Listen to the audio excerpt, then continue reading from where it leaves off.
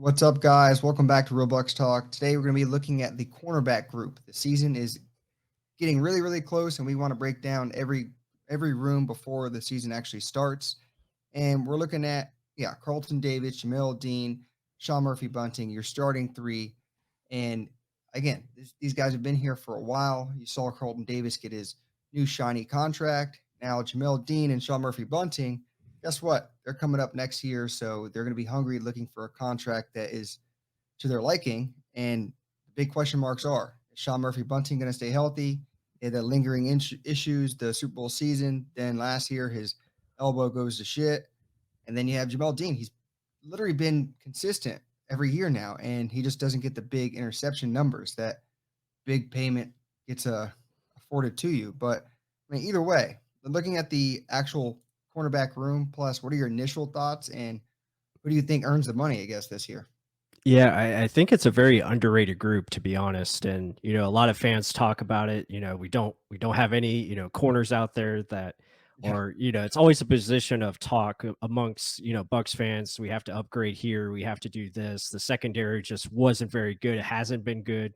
But when you really look at it, the secondary as a whole, I think, has been pretty solid, especially when they're on the field. And that's been the biggest question mark. Just staying healthy, like you said. Carlton Davis is an all pro corner, in my opinion. When he's on the field, he's really good. Yes, he needs to catch the football. He could have yep. a lot more interceptions, but his hands just doesn't seem to cooperate for some reason. And then the other guys, like you said, Sean Murphy, Bunting. I think we both agree he's a better outside corner than he is a slot corner. But he has opportunities at the nickel position to really make that his home, and he's got to step up there. And again, it comes down to consistency, knowing what you need to do to stay on the field and stay healthy, but also, you got to produce. And same thing with Jamel Dean. I Look, think, look at the numbers before we talk about Jamel Dean. I yeah, mean, yeah, last year, he only played almost half the season, but zero interceptions, zero sacks. There's a lot of goose eggs up there. I mean, I know you got to be on the field to perform, but still, that's part of it. You get paid for your performance, not just for, oh, the coaches like you. I mean, you're going to get paid for what the actual fans want to see on the field too. So, uh, SMB's going to have a big, I guess, makeup season if he wants to get paid. And then I'll let you keep talking about Jamel Dean.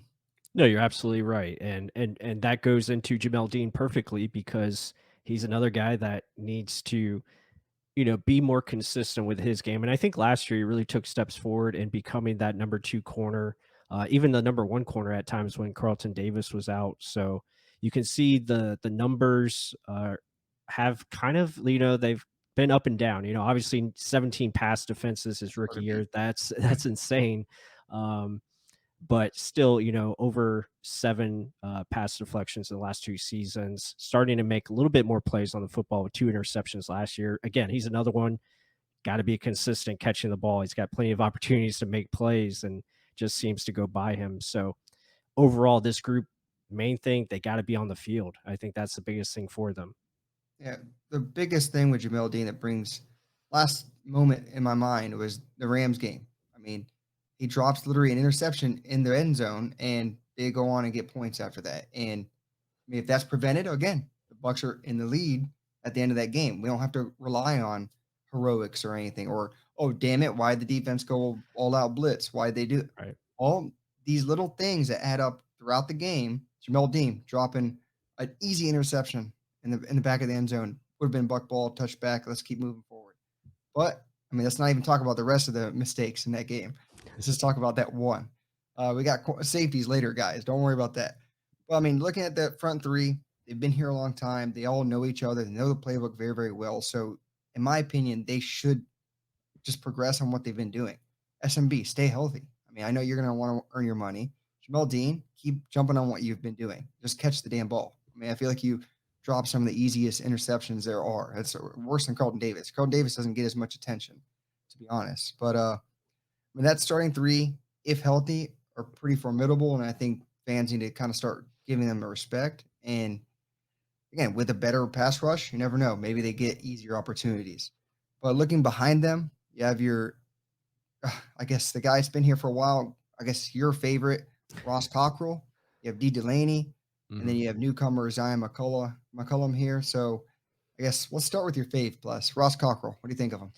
Yeah, Ross is, he's an instinctual player. I think, he's a pretty smart player. The problem with him, he just doesn't have the athletic traits Yeah, that you would normally, like from a cornerback. He's small in stature, not very fast.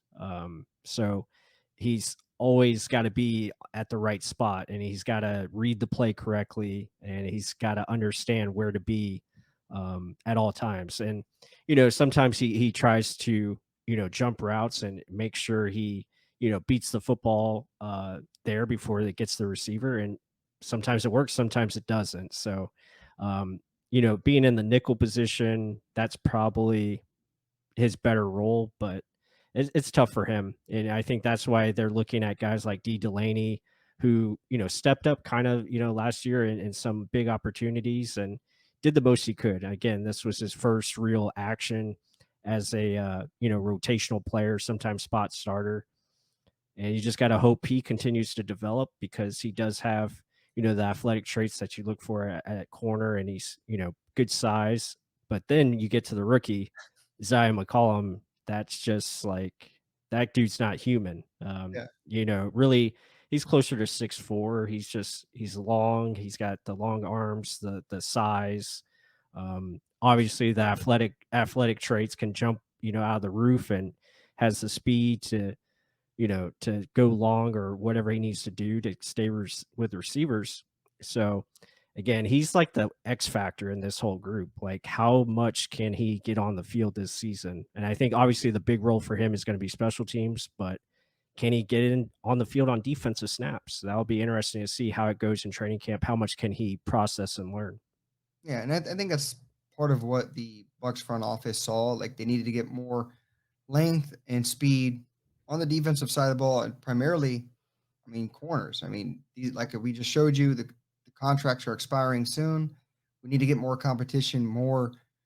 I mean, all the injuries we had last year. I know that you can't have an all-star, a Pro Bowler in every position in the backup position, but still, you got to have some youth influx in there, and we haven't really done that since they drafted those majority in one draft with SMB Dean.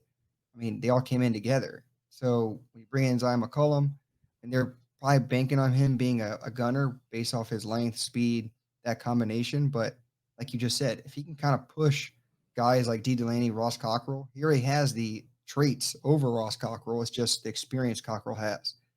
I mean, if they start getting closer together, McCollum's just going to start pushing past that. And is he ready mentally? Maybe not. Smaller school guy, but still, I'm anxious to see what he can do when put on the field. And again, looking towards the future, it looks bright as long as he's learning from behind them. And then behind them, it's just more like I guess, but more special teams guys and Rashard Robinson, who's going to make the roster behind them. And it's gonna be tough. It's a really deep cornerback secondary room. Mhm. Yeah, I'd agree with that. And just overall at the group, I think, like we talked about earlier, it's about consistency. These guys staying on the field and producing to what they're capable of, and hopefully we see that this season. But with that said, guys, I hope you enjoyed this video. Be sure to give us a like, support the channel, and tell us what you think of this cornerback room. Is there more additions to come, or do you feel confident in the group heading into this season? And with that said, until the next one.